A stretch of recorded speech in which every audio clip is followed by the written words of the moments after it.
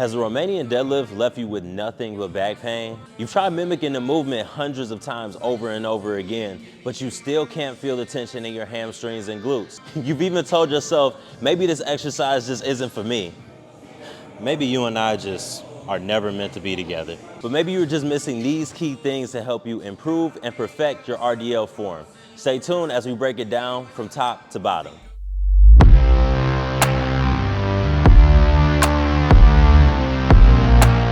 The Romanian deadlift, often referred to as the RDL, can be performed with kettlebells, dumbbells, barbells, the Smith machine, and it is one of the absolute best exercises to use when you're trying to grow your hamstrings, your glutes, and just overall get more size on your legs. The first way to perfecting this movement is realizing that the initial hinge in your hips and the slight bend in your knee have to happen at the same time. This step is imperative to completing a successful rep, because once you start working these two parts of your body separately, you can either start bending your knees before you hinge your hips, or you can cut the movement short by not completely poking your butt all the way out to get a full range of motion. To perform the most successful and most efficient rep that you can, make sure you're working these two body parts at the same time. And if you ever need to make sure that you're doing it correctly, just do a quick mirror check while you're doing a rep without weight to make sure that you're not off. Make sure that you're not bending your knees before or after you're hinging your hips. Once you master the first step, you can move on to the most difficult part of the exercise for most people,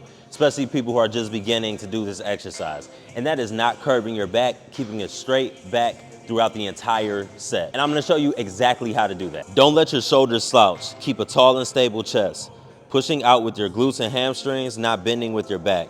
You want to maintain this stable back position through the entire set. As you hinge your hips and bend your knees, keep the path or the direction of the weight running down your body and not separating away as you go lower. This is going to make it harder to keep your back straight throughout the set.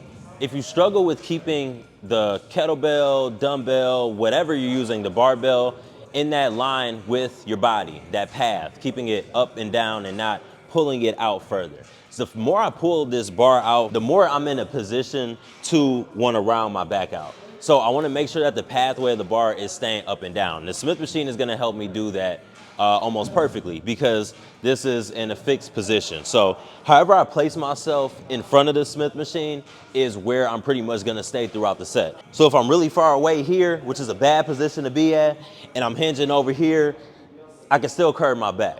So I want to make sure that I'm in a good position up close so that the bar runs up and down my body. And then once I'm in a good position in my setup, this is going to lock me in place. The bar is locked down in the machine, which is going to in return lock you into that same stance throughout the set. In return, helping you keep tension on your glutes and hamstrings. Once you master the first two steps, now you can start trying to maximize the movement. And by maximizing this movement, I mean creating the most tension possible on your hamstrings and glutes, especially at that last little piece of the motion. So you want to make sure when you're hinged over and either the barbell or whatever weight you're using is slightly past your knees. You're pretty much done bending your knees at that point. You got a couple more inches to go until your back is parallel. And at that point, you want to stretch those last couple inches with your hamstrings and your glutes. You don't want to continue to bend your knees. What will happen is you'll miss that tension at the end of the movement and you'll start turning into a squat.